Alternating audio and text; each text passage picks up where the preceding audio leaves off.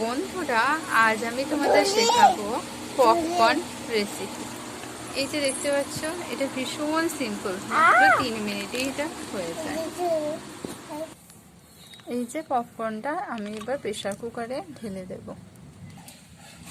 এই যে এটা আমি এখন ঢেলে দিচ্ছি।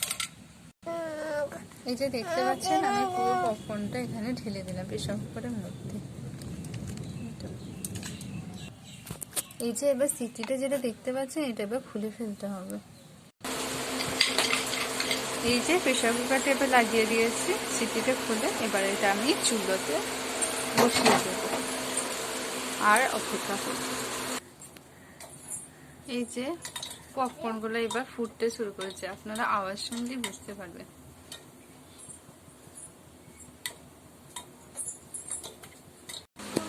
এবার প্রেসার কুকারের আওয়াজ বন্ধ হয়ে গেছে, এবার আমি আপনাদেরকে খুলে দেখাবো।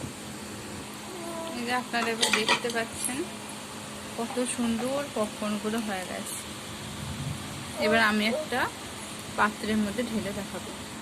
এই যে দেখতে পাচ্ছেন কত সুন্দর পপকর্নগুলো তৈরি হয়েছে, এবং আমার ছেলে দেখুন এক্ষুনি খাওয়া শুরু করে দিয়েছে, ওর এত পছন্দ পপকর্ন।